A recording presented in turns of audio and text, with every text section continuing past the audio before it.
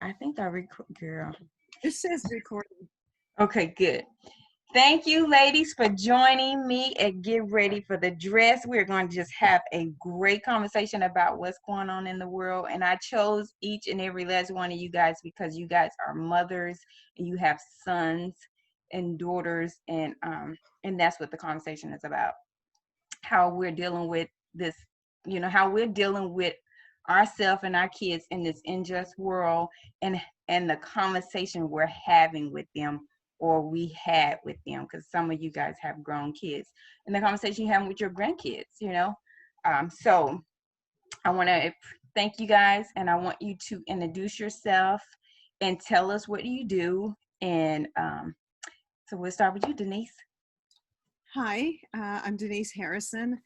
I have 4 children, and they're all adults in their 40s. I teach at Kent State University in Kent, Ohio. I'm a professor of English. I teach in the Pan-African Studies Department, and I teach in the Honors College. I teach about food sustainability, hunger, and then I look at these things, food politics.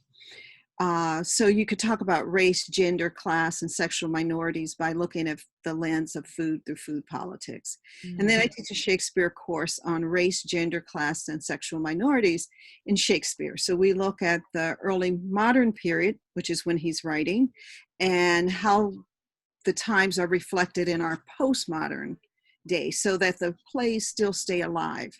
And we can look at those plays and have discussions about exactly what's going on today. You're going to bring a lot of conversation to us. And Nancy? Hello. I am a married mom of 4. I live here in Texas. I'm a program project manager by day, serial volunteer in my off times, and we also do marriage and life coaching. So with Married Reimagined. And my children are ages 13 through 18. So great. Thank you, ladies. So the very first question I have for you is, how are you emotionally managing yourself during this moment, this world we're living in, and your kids? And I know, Denise, your kids are grown, but you have grandkids. So Nancy, if you can speak to that, and then Denise. Okay, so emotionally managing myself. So I do participate with different sessions and different activities that are available. Some are available for free in regards to COVID and dealing with the stresses surrounding the change in lifestyle right now and what it's going to look like later. Mm-hmm. And I do a lot with making sure my children are taking a balanced approach with how things are going. And my relationship with my husband has a really good rhythm that we keep a really good rhythm with work, family, and extracurricular all blending at the same time. So I do that. I also do some self-care things. So I may not be going to the beautician. I may not be going to get my nails done, but I am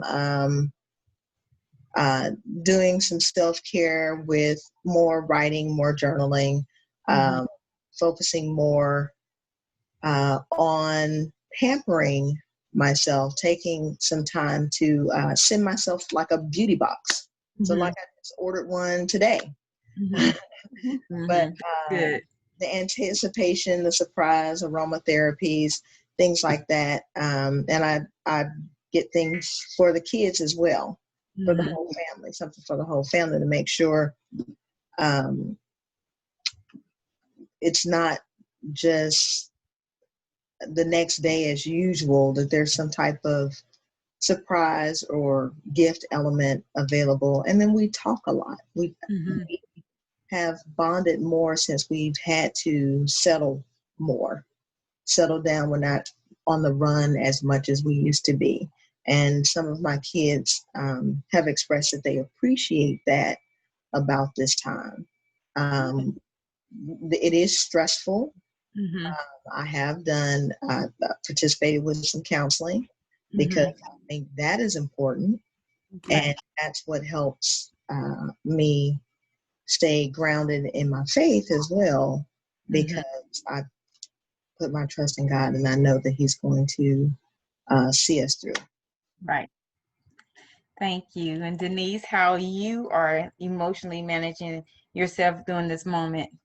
Well, I think for me, I have a lot of balls in the air, and there some are work things. Mm-hmm. School starts in about 7 weeks, and so I've already taken a summer class to prepare for teaching remote. That means it's synchronous, so our students have to be in class at the time the class is actually going on. So they have Mm-hmm. to be online with you at the time the class is running. Mm-hmm. And in order to be more effective at that, I wanted to take a course so I don't have to worry about the course stuff, because there's so much taking care of students. You know, Mm-hmm. emotionally, they're a mess. I had a student last semester that went home from being in a room with just her roommate to 8 people in the house.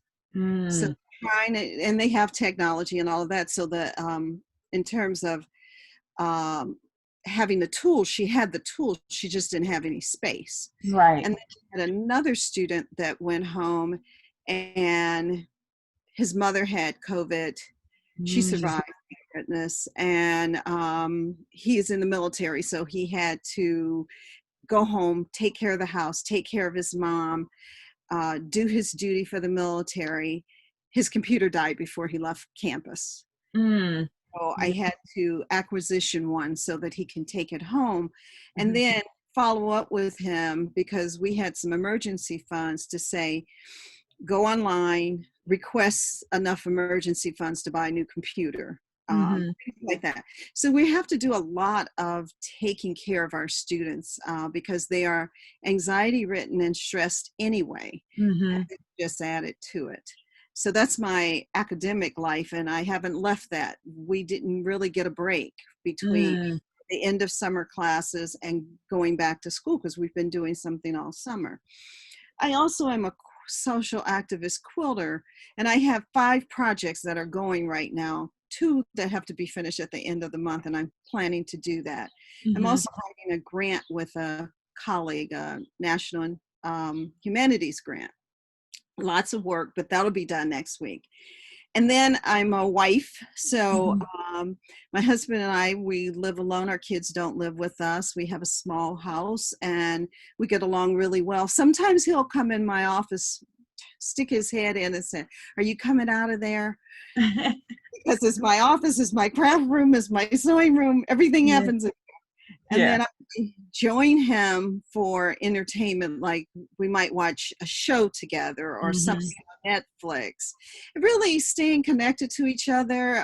He golfs, and I encourage him, as long as it can stay open, that he Yeah. can get in. And Yeah. then our kids all live away. We have a son and daughter-in-law in Australia. So there's FaceTiming them, and that's either late in the evening or Mm. early in the morning here, because there's a 14 and a half hour difference in time Right. zone. Right. And I have a granddaughter there, and the stress of what she's seeing with her dad, because she's a mixed race girl. She's Latinx, her mom is Latinx, and she's African American. And Mm-hmm. she's in a school where she is the odd student out in terms of Mm-hmm. identity. Right. Sure and comfortable with herself, because both her parents are, and they've Mm-hmm. instilled that in her. But still, with all these things going on in the state, it Mm-hmm. affects. So her dad shared with us recently some very difficult things that he had went through that he never told us. And Wow. it was really, really upsetting for his daughter. And so she and I are now have WhatsApp going, Uh-huh. because we were FaceTiming, so that she can have a place, somebody to talk to, and she didn't want to Right. necessarily share that with her mom and dad, although they're all Right. close. But just to let her know that I'm here and I understand Yes. how emotional things can be for her, but she Mm-hmm. can talk about it. She does not have to change who she is. You know, Mm. she's our beautiful Latinx African American girl, Right. bright, and a young activist.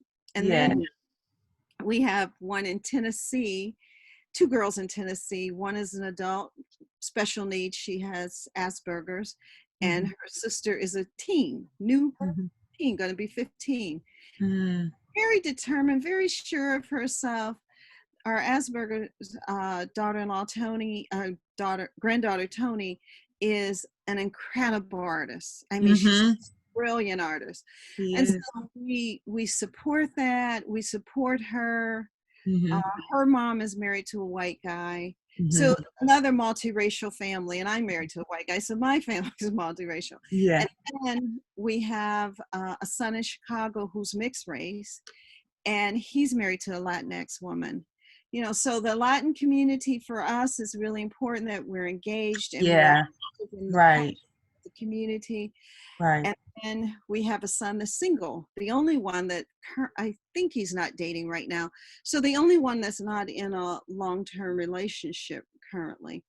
So everybody's in a different space, Right. state. So Right. things that are happening state to state are different. And so mostly what we try to do is listen.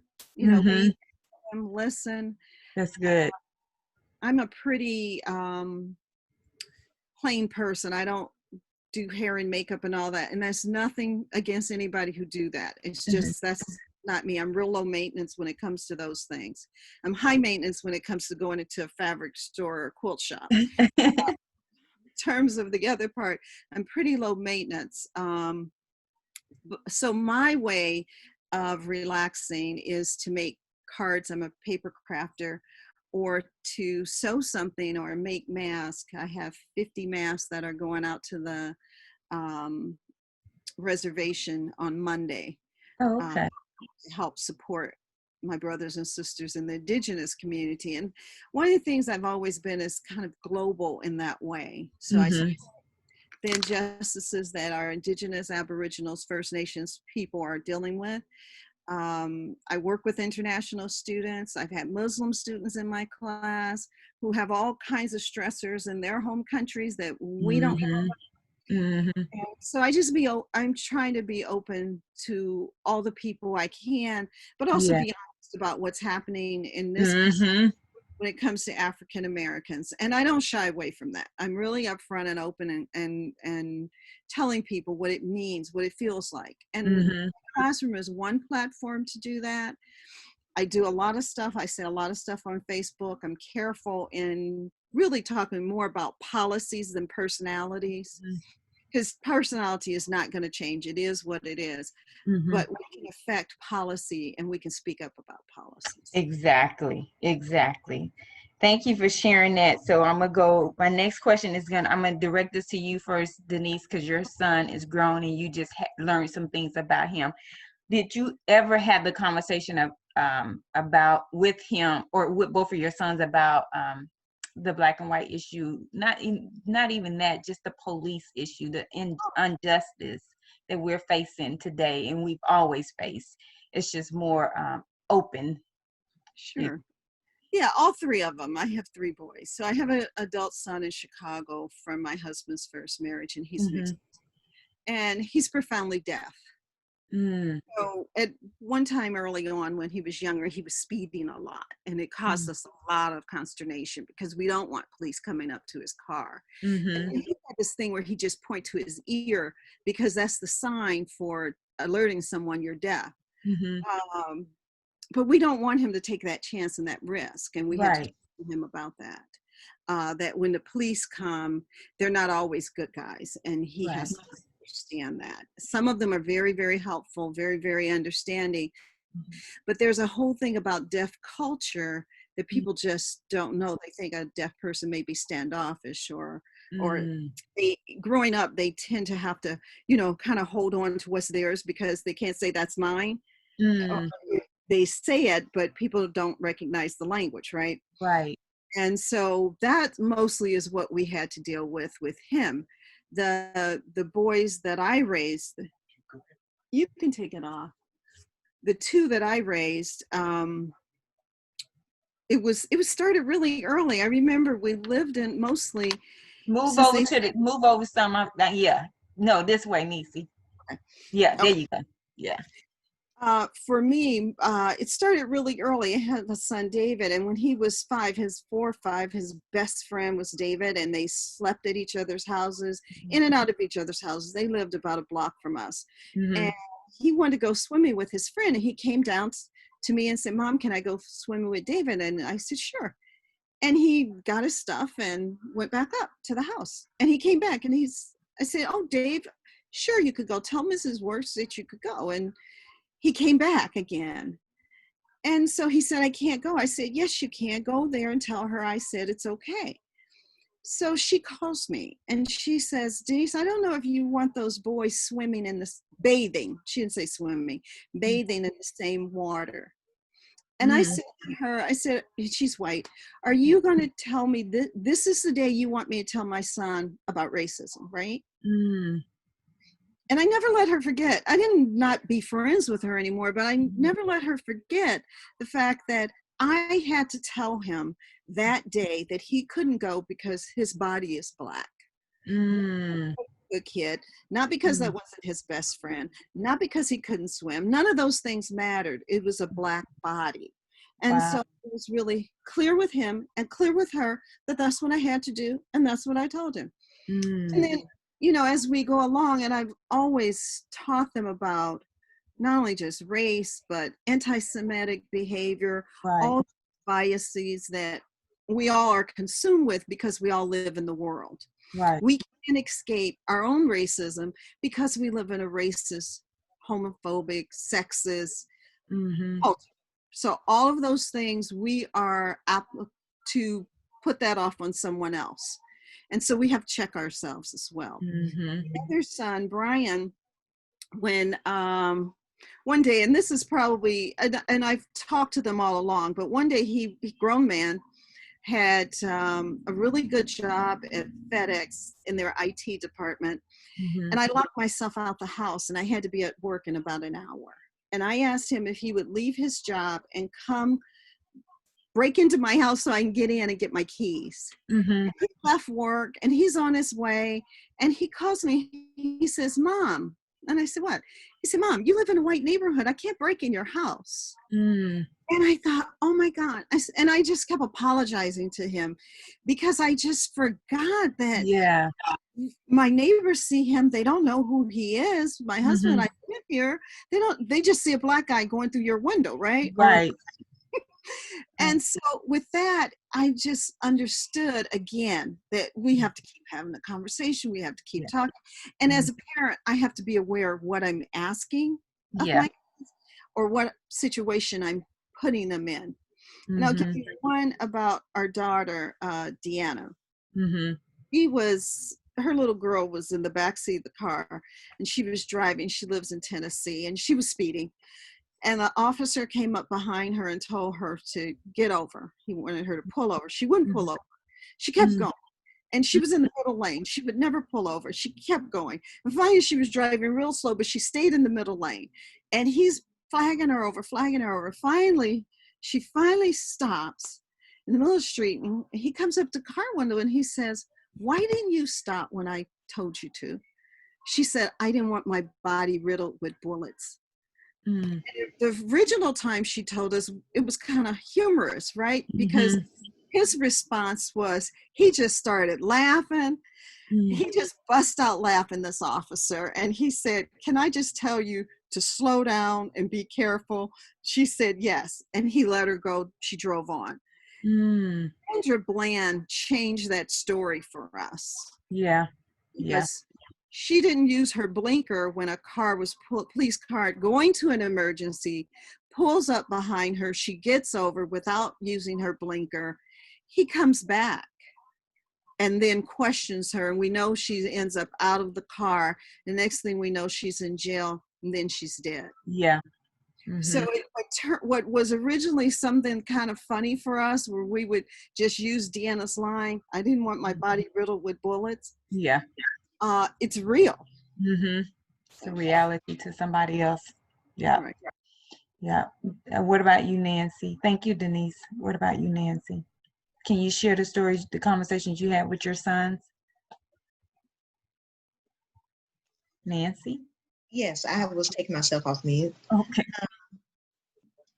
So we have to talk to our children all the time, and it's not just our sons, it's our daughters too. As I mentioned, their ages are 13 through 18.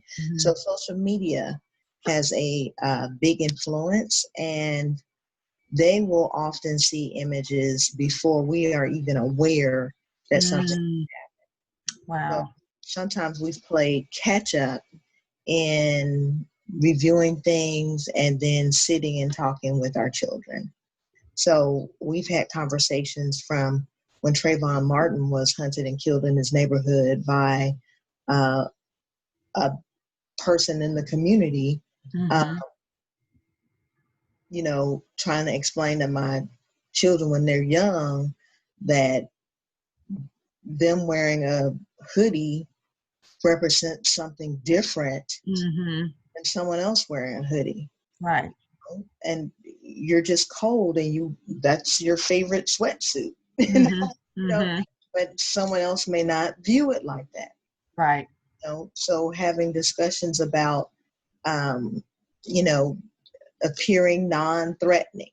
You know, what does that mean? Why do I appear to be a threat?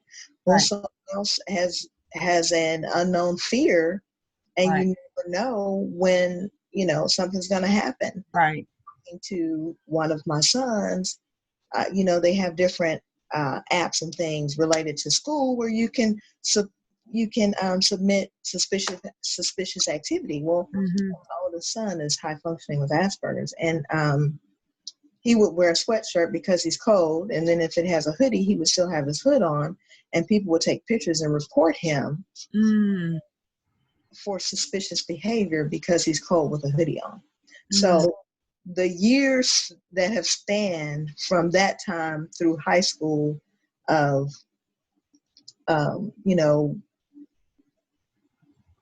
trying to explain to them that something that may be an everyday behavior for you may be viewed as something negative and suspicious by someone else. Right, right. All of the different images that they have seen of different people being shot and killed, talking to all of our children about it, about the women that have been killed. You mentioned Sandra Bland, but then Tatiana Jefferson, just right down in Fort Worth, who was in her home with her nephew, and she was hunted from the window, and nothing ever happened, you know. So those kinds of images can give them a sense of hopelessness and despair and just confusion, because they're just, you know, at what point does one of those little faces behind me go from being a cute little face behind me to looking like a threat? Yeah. Why does it look like a threat? So, and unfortunately, you do have to manage around someone else's perception, regardless of the history involved, regardless of your relationships that you've had in the past. Every interaction could be something serious depending on someone else's perception. Exactly. So that's been something that we talk about. I've had to explain more at length with my oldest son because he's very logical and practical, and if things don't make sense, it doesn't connect for him.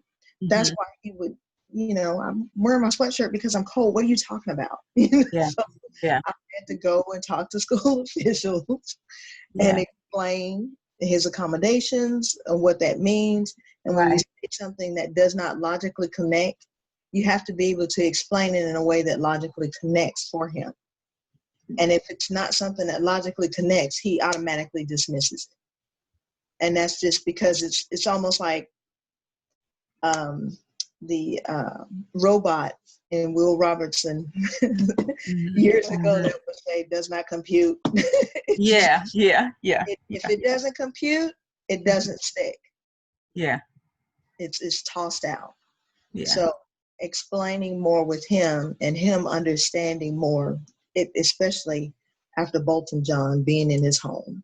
Yeah. So seeing people in their home doing normal activities has been the hardest thing to explain. And the more recent events happened. My kids knew about George Floyd before I knew because of how it's trendy in social media. Right. You know, I'm not even on social media. Right. I'm only on LinkedIn, so I'm not on Facebook and Instagram. Yeah. And I don't see all of these images and different things that are going on all the time. But they do, and their friends do, and they, you know, they've had different friends reach out to them, and we talked about that. You know, how do you feel? What are your Yes. concerns? What, you know, just addressing it from the standpoint of, I'm your mom. You can always come talk to me, no matter Yeah. what the situation is, and you're always welcome here. Yes. So let me ask you both a question. Did you guys see the video? Did you see the video of, did you? I did. I still cannot bring myself to see it because I know I would not be able to sleep for a while. I just can't. Did you? So when you saw the video, George Floyd, yes. Did I you? did not watch the whole video. I've seen snippets in the news, but I cannot Yeah. watch I watched it. something You did. like What's that. your? Yeah. I mean, you're watching someone murdered before your eyes. I mean, so that in and of itself is horrific. Mm, And it's something that as a community we've seen and done over and over again. I live near Cleveland. Tamir Rice, the police was upon him 2 seconds. He was shot within 2 seconds of the police arrival. mm, So it's two things. The fact that our ancestors lived through lynching, we're living with lynching today.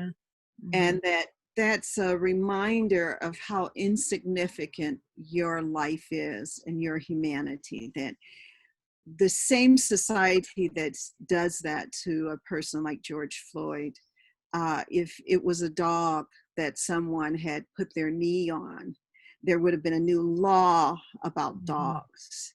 That person would have gone to jail. They would have been demonized, and not in every social media circle that there is.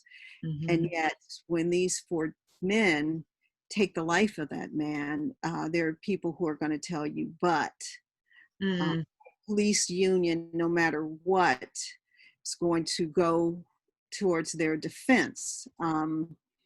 And I, as an instructor, one of the things we were talking about, when an instructor has an inappropriate relationship with the student, as soon as the university or the school, in most cases, know about it, they're out of there.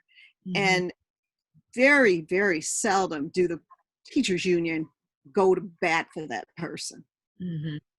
Now, the justice system may not act the way we think they should, but rarely does the teachers union come back and say, that's one of our people, you got to take care of them. They, you know, we're going to defend them. Police are just totally different in the way that they're allowed to just be judge, jury, and executioner. And so I think that's what's different. And seeing that, and seeing the response by young people in a society that can make you hopeless, I'm really hopeful, because this group of young people have just gotten out, hit the bricks, and making really some institutional changes, calling for institutional changes. There's surface things too, but I don't think they're going to stop. I think they understand what systemic racism is, and they're going to do something about it.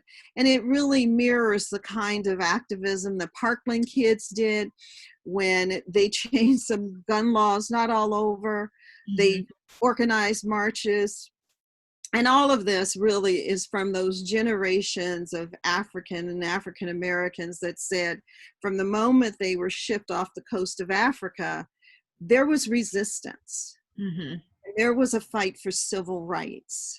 And so that civil rights movement is a long, engaged movement, and a movement that I think it's important to recognize that Africans and African Americans have been at the forefront of those movements, and other people have benefited from the organizational tools that our ancestors gave them. And so I don't have a problem with other people's movements, but I do want them to recognize that their forefathers and mothers in terms of activism are African and African American sisters. That's good. That's good. You have anything else to add to that, Nancy? No? Okay. So tell me, what does it mean for you today being a mother of African American kids? Today. Nancy? Which one of us? Whoever want to start. Proud. I mean, I love my children. They're very smart. They're talented. They're gifted. I raised them to value themselves and have beauty and respect for themselves and each other. And that's something that's important to me. So I love. That's good. And you, Denise? I agree, Nancy. Our kids know that they are loved by us. We are demonstrative to them. We say that we love them. My daughter, when I hang up the phone and she says, "Love you, Mom," and I say, "Love you back," and she was giggling every time I said. And about a week ago, I said, or 2 weeks ago, I said, "Why do you chuckle?" She said, "Because it's so cute." You know, she chuckled at that. But so we're really demonstrative. My husband and I are demonstrative with each other. And, you know, I'm teaching on a campus, and our beauty comes in so many packages. I think if there's anything I would say to young people is to be open to all the diversity in our community. There is no one way to wear your hair or wig or dread or locks or extensions or doesn't matter. So all of those things I try and teach my students in the classroom, and I've done that with my kids growing up. Whoever you present yourself as, I'm okay with it. And that goes in terms of how they identify, in terms of their gender identification. I don't care. Love yourself. You are my kid. Right. I'm going to love you no matter what. And I will not only love you no matter what, I will stand up for you and go to bat for you. And not just you, the community that supports you. I'm going to go to bat for that community as well. So I think if we really teach and practice love, they have a better chance of selecting folks that will love them in kind, because they'll be less wounded. I mean, this world wounds kids like nobody else. Yes. And if we can give them this safe place to fall in our households, that they're always welcome back. And if they chose somebody, they're welcome too, because I trust them. I trust their judgment. And That's so good. whoever comes through the door, I know that that's a good person, because I trust the judgment and trust how they are. Deanna's husband, as I said, he's white. He absolutely adores her. And she has no dislike for Black men. This is just a guy she fell in love with. Right. He adores her. He doesn't pretend to be somebody else when he shows up. He's a white guy. He loves her. And we love that he loves her. And they have a blended family. He has a daughter from his previous marriage.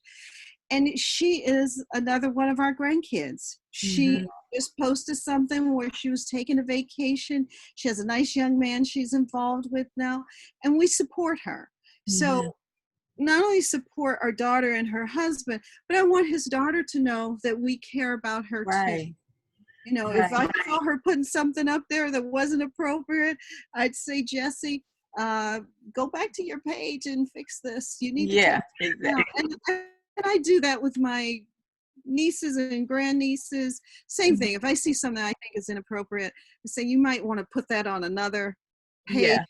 If you, especially if you're a businesswoman, you don't need to put that out there, right?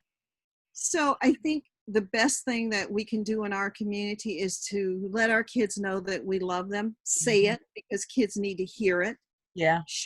because they need to feel it. Mm-hmm. My generation grew up, our parents said, you should know we love you. We put a roof over your head. Mm-hmm. Not Yeah. enough. It's not enough. I think we all had that. Kids need to hear it. We need Yeah. to hug them. My Mm-hmm. husband, when the boys come, he shakes their hands and he gives them a hug. And when they leave, he shakes their hands again. He gives them a hug. Mm-hmm. I think that's really important. So I think in our community where some of us didn't grow up with that kind of demonstration in previous generations because our parents really were struggling and the weight of racism was a huge burden in a place where you Mm-hmm. weren't supposed to even lift your head up. Yeah. Uh, but we don't have to do that with our kids today. We Yeah. need to voice That's those things. I good. think that's really important. That's good. You want to add anything else to that, Nancy? No, I just think our making sure our children appreciate who they are and who they were born as. There was a huge difference for my kids when we moved from down south to north.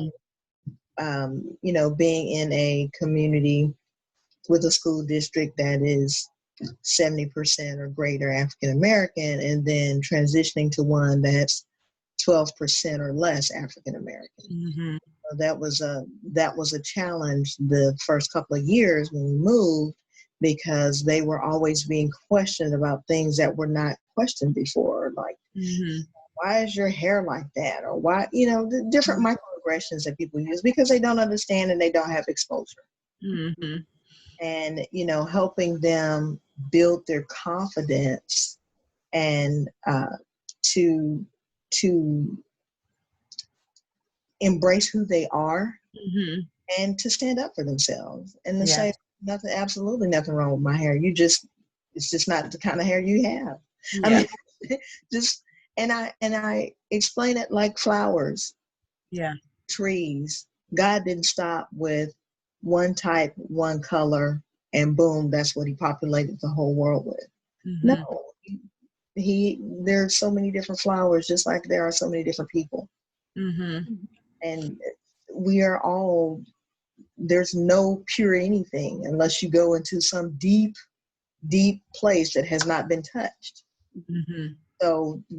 all of us have a mixture of something somewhere. Yeah. I Exactly. love you hearing me. I'm gonna have to do the swab and take it because Yeah. Yeah. I'm gonna have to do that too. My next question is, and thank you, ladies. Do you think you'll ever stop being concerned or worrying about your kids? And I mean, I know you're gonna say no, but I mean, especially in this world we live in, especially, do you ever think you will ever stop just being? no, it's increasing for me because my children are starting to drive. Mm-hmm. Mm, So the thought of police interaction without me being there, Mm-hmm. mm, engagement without me being there, making sure they know. I mean, the real sad thing is that we're always managing around mm, the best response for the police. You have your hands up, mhm, yes sir, no sir, make sure everything is in sight. Uh, mhm, when I was raised, as Denise was mentioning the story about her daughter driving slow in the middle lane, I was raised to drive to the nearest church member's home or drive to the sheriff's house because that was one of my dad's friends. So it was either drive home, the nearest yeah, church member's home, or the sheriff's house. Whichever one's closest, yeah, that's what you go to. You don't stop alone on the side of the road. That's how I was raised. Now it's different, and uh, the things that are happening are not new. They're just filmed more. yeah, yeah, exactly, exactly, exactly. Yeah. For I'm me, telling them to have their camera all the time. I'm sorry, making sure No, they their phone is charged and always have their camera. And if they ever mhm, get stopped, always have their camera on. Because if a police officer can wear a body camera and record you, you should be able to record. record. Mhm. yes, exactly. Two things. The American Civil Liberties Union actually created a card, and you can get those on Mm, what your rights are and how to behave when you are approached for by the police.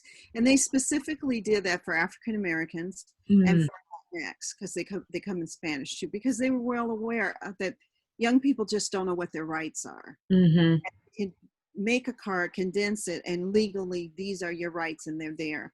The other thing is, in my classes, one of the things I do is I have an exercise where students write about their first encounters with the police. And what it reveals to them, and primarily we're in dominant culture classrooms, is that white kids have a more positive experience with the police, and it's later in their lives. Kids of color have an earlier encounter with the police, and it's almost always a negative encounter. And so given that, we do have to tell our kids early on what the deal is. I know I keep my driver's license, my registration, if I'm going on a long trip more than just to the store or something, because anything can happen anywhere. But if I'm taking a longer drive myself, I have my registration out of the glove box. I have my license in where the cup holder is. So if I'm stopped, I don't have to reach. It's not necessarily going to save my life, but it's there. And trying to get people to understand that African Americans and other people of color are living in their country in fear because we don't know. That's the added burden. And so the reason why I do that is I want my dominant culture students to understand when their peers of color are talking to them, they're not mad at you. They have the extra burden that they have had to internalize in order to keep moving forward. They have to be aware that when they say something, they're not saying something for everybody in their community. In fact, the other day I was teasing my husband, and somebody white had done something crazy. And I said, what is wrong with your people? You know, can you explain me why all of y'all do, and just put it in that context of one black person represents all the black people. And, he understands because he's been with me a long time, and, and he knows I was kidding, but sometimes you just want to ask them, what is it about y'all that you get to still be an individual and we are always a collective? Yes. And I would like the day where we don't, if somebody does something really bad and they're a person of color, that's somebody who did something really bad and they're a person of color. That's not our psychology. That's not our pathology. That's just a person who behaved badly. But all the shooting last weekend, I was so upset hearing about it. Not just hearing about it in terms of the loss of life. That's real. But it was as if the whole weekend, holiday weekend, no white people killed white people. We have a term, white on white crime. But most of the crime committed in the white community is against white people. There's no term for it. And so our behaviors become the behavior that's skewed, that has to do with who we are as a Black people. And so as much as we can educate folks about how we're seen in the world and keep our young people active as activists, but also that taking care of yourself part, to teach them how to do some self-care, how to let go, how young women are not have to be real strong all the time. Those are the extra burdens, and we need to be honest with our kids and our community about those burdens. I agree with you on that. So my next question is, are you guys having the conversation with your white counterpartners or your white friends? And how's that conversation going? Yeah. At first, I'd have to say that I recognized some of them weren't friends, they were acquaintances. Because when all this happened, they didn't say, hey, how you doing? How are you? Are you okay? Really sorry about what's going down in the country. What can I do to support you? Or what can I do to support the community? There were some people who didn't do that. And so they just shifted from being friends to being acquaintance, people I know.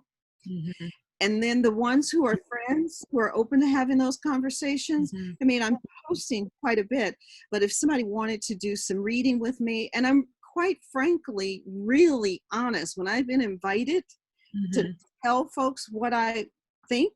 I am Mhm. not shy, and I have said, president of our university was in the space, and I talked about what it meant to be a professor at Kent State and the things that I've had to endure as a professor there. Mhm. And then I walked over to him and I said, you understand what I'm talking about is economic injustice. Because if I'm not getting paid a fair wage, or I have to wait more years for a raise than my counterpart who cried her way to a position, then that's an economic injustice. So before he can finish telling me he was moved and inspired by what I said, I wanted him to know that.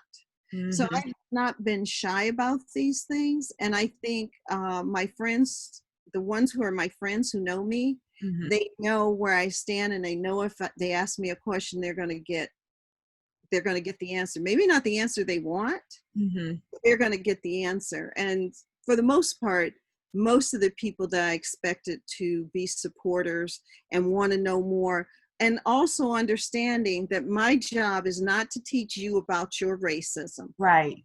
My job is to point out that you are a racist, and there are tools, and you need to get busy finding those tools, because nobody's teaching us how to do this. Yeah. And it's not our job to fix racism. We didn't cause it, so it's not our job to fix it. It's your job to fix it. And just like you have to go for resources, you have to go for resources, because I'm not going to tell it all to you. Because that, again, is going to tell me how engaged you are, how much you go and do on your own.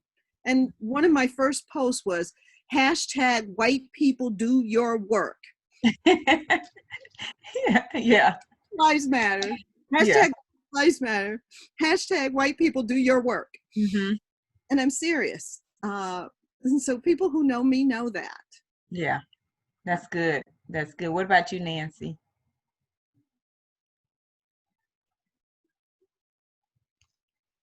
So, if someone asks and engages me in conversation about it, then yes, we can have dialogue about it. But my approach is I'm not responsible for someone else's insecurities or fears or anything like that. I am responsible for my response to however they express themselves. So, at one point, and I think I shared with you, Jeniece, the cross burning. Well, this was a time when a lot of people were reaching out. And I'm like, really? Because this happened a few minutes away from my parents while they were sleeping last night. So if you want to talk with me, my dialogue is going to address this and the history in which I grew up, and what it means to me and what it represents and what it's trying to still represent, this romanticized antebellum period that didn't exist in that sense. It was actually something more horrific for the African American experience. So, depending on, as you mentioned, associates, acquaintances, friends, my friends know that if you want to have an honest conversation with me, phone number's still the same. But I don't try to force a discussion. When it's my children, I'll have the discussion. If I feel like something is not right, not balanced, not fair, I still weigh my response, and I may not ever even respond. Because it's not always my responsibility to point out someone else's racism. So I don't, experiences that I may have, work, volunteering, no matter what it is, it's not, I may not always say something. That's good. I ask that because, my business is in a predominantly white area. And so I have, and majority of my clients are, that comes in there. So when they come, they want to have the conversation, but they come with a sense of guilt. So I've been having to have the conversation, but they come because, they have a sense of guilt, and they admitted that, and, they admitted it. we can refer them to. There are so many different workshops on Yes.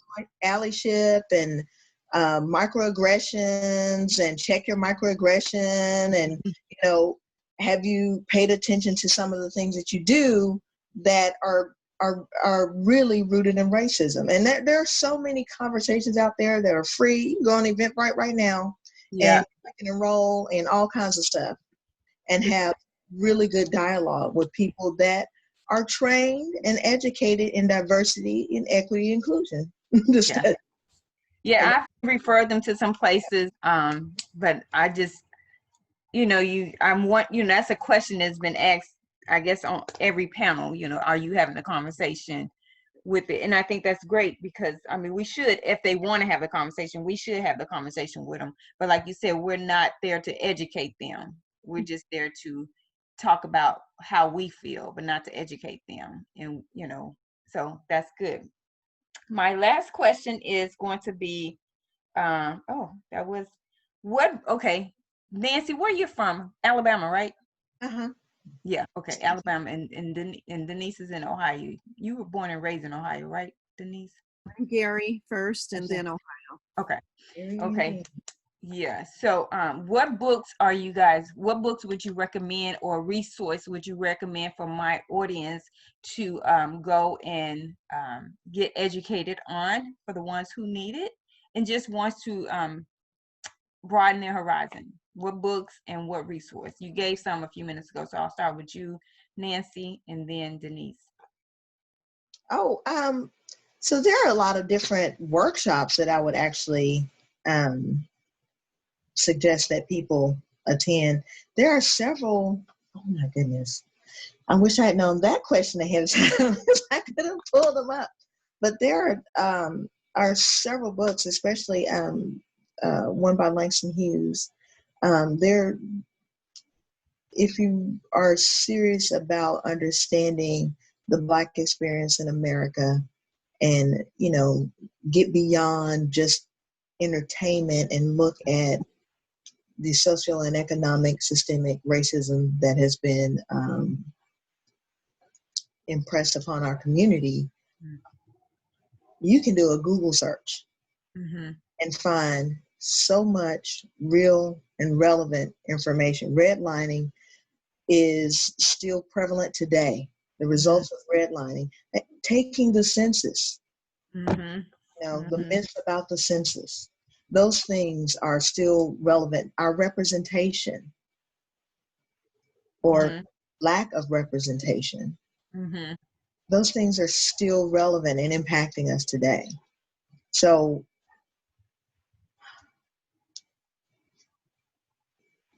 I really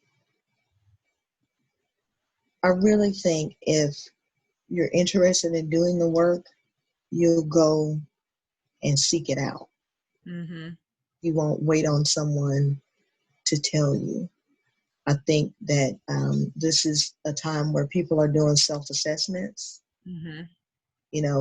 I explained the other day to someone that always commenting on your black coworker's hairstyle every time they come to work. That's microaggression. Asking to try to touch it. Yeah. I explained it's the same as walking up to a woman that's pregnant that you don't know and putting your hand on her belly. It's an invasion of privacy and personal space. And it makes a person feel uncomfortable. But I also mentioned if it's someone at work, you need to talk to them according to the company values. Because being at work, that puts you in a different mindset and a different frame. You don't necessarily talk about your personal feelings, but you do talk about what the company represents and how your behaviors and actions are not representative of what the company supports. So there's a way that you can frame things that protect you without having you to expose your personal feelings. And there are some that'll say, oh, let people know how you feel. I'm more reserved than that. That's why I'm more inclined to speak along policy, what's documented, things that can be read in black and white that we are all supposed to adhere to. Yeah. So I appreciate that. Thank you. And Denise? As an Yeah. educator, you know I have a list of books. Yeah. I would start with Ibram Kendi's Stamped from the Beginning. Mm. The full title is Stamped from the Beginning, The Definitive History of Racist Ideals in America. Definitive History of Racist Ideals in America. It starts with Aristotle, this whole dynamic about Blackness being a negative. And our framers of the Constitution, the founding fathers, the first letters in this country were written by people to establish the United States, by people who saw Black people as inferior. And they wrote that into the framework of this country. And Kendi does a beautiful job of taking 5 different writers and excavating how this actually happened. He starts with Cotton Mather, and then Henry Lloyd Garrison, and then Thomas Jefferson, W.E.B. Du Bois, and Angela Davis to tell us how Blackness is shaped in this world. So that would be, and it's a big text and it's tough text. And I taught it to my first year honor students in Shakespeare, because we're coming to the table to talk about race in Shakespeare's era, understanding that in the 40s and the 70s, Right. in England, English people said that there were no Black people in England before the war. Well, during Queen Elizabeth's time, the first, she was asked to do something about all those Black people taking all the jobs. Okay. And so she told the mayor of London to just round those Black people up and send them to Spain, and we'll trade them for our prisoners of war. It didn't happen, but she actually wrote a document about it. So we know about it. And we know that was not to upset the economic balance in the community. At least it was perceived that they were upsetting the economic balance in the community. So Kendi would be my first one. His other book, How to Be Anti-Racist, because he really looks at the fact that we are raised in a racist, sexist, homophobic, classist environment, all of us. And it's not just some folks' work, it's all of our work. And so when we internalize racism, we may be more brutal to our sisters and brothers who share our melanin than we are to somebody else. And we have to check ourselves on that, right? So the anti-racism book is really good for that. I think Toni Morrison, if you were going to read a novelist who really gets into the psychologically what it feels like to be a Black person in the world, Toni Morrison. The bluest eye, P. Coolidge Breelove is the main character. By the end, you want her to have blue eyes, but if she had blue eyes, she's nuts, right? Because it's so psychologically damaging. So I love Morrison for the depth that she builds in her work, and that you actually know what it feels like to be a Black person just by reading a fictional piece of work. I would say for my white peers, I recommend a lot of times just to get them started, because, and that's unfortunate, but that's where they are. Tim Wise. Tim Wise is a white guy who's been writing about race for about 20 years. And when I use him in the class, I don't reveal to my white students or my Black students this is a white guy. He does always acknowledge the fact that this is the work he's doing it because Black people taught him this work. He learned Black women when his mother put him in a preschool with all Black teachers on the campus of New Orleans at a university there. She put him in that school. And so his first peers were white people. His first people who told him, go over there and sit down like I told you, were Black women. And people who taught him were Black women. So he acknowledges that, but he can speak to his cultural community in a way that sometimes I don't want to speak to them. Sometimes that's what I'm expected to do. And then when I hear somebody like Tim Wise, it's like, oh. So peer to peer he works. He has a book called Dear White People. It's really good. And then I use in my class this book he is called Colorblind, because when you get to the end of the text, the last part of it helps people to, what's the next? Now I understand what's the next step. And I think this is the most important part, the next step. Because I used to think I was an ally for my LGBTQ sisters and brothers. And I talked about being an ally. And I listened to this woman one day say, you know what, we don't need any more allies. We need advocates. When I'm not there, you being an ally don't help me. How do you get me into the room? An advocate says, we're going to put another chair here so she can come in and sit down. Oh, good. We're going to put another chair here so I can move out and say, okay, I don't need to be on this board anymore because I've done this. I'm ready to move on. But you know what?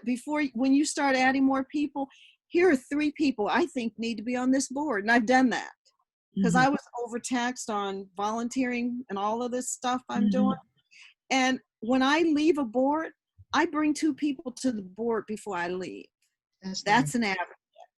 And so it's really important that we don't just be allies, that we teach advocacy in our children, as Nancy talked about, advocacy in our community, and then our sisters and brothers in other communities and our LGBTQ sisters and brothers.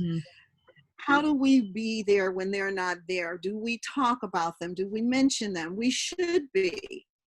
Because our sisters and brothers who are the foremothers and fathers of civil rights, they were very inclusive. Yes. They had to be, because they couldn't do it by themselves. And no real legitimate good movement is going to go far enough if we don't pull in some advocates. So we'll need more allies. We got enough allies. We want people who are in boardrooms to change the format of this boardroom. Because if we don't, companies, like, when we think about it, there was a company that put out some garment where it looked like blackface. And you had to say to yourself, how did this pass the meeting where the creative people were in there and everybody said, well, I like that. That looks good. How did that ever get on the market? Right? Because there were no advocates in the room to say, wait a minute, I'm not an African American, but I'm going to tell you, I don't think the people are going to go for this. My friends would say, no, you can't do this. And if we have gotten this far that we've designed this outfit, we need to bring some people in here. And so that's what an advocate does. And I really believe in advocacy. Yes, I definitely also believe in advocacy. Thank you for saying it like that. We don't need any more allies. We need more advocates. That's the first thing I thought about is you, Nancy, when she said that, because of the position you just took. I was like, okay, great. That was good. Thanks for ending like this. I really appreciate you guys saying yes to join me here in this space. Get ready for the dress. That's the name of my podcast. This is actually going to go on my YouTube channel and my podcast. But that's what Get Ready for the Dress is. It's about addressing any issue that we face as a community, as a person. So you guys have helped me dress my audience with this topic. So thank you guys. Do you guys have, yes. Yes, go ahead. I just want us to really honor and respect and call out the names of our trans sisters and brothers, because we are losing them. And especially the women, we are losing them. And I know this, and this is another really good thing about where the movement is.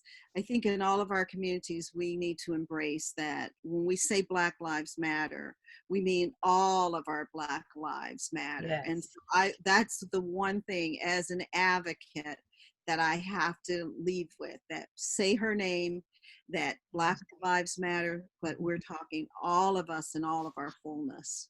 Yes. Yes. Appreciate that.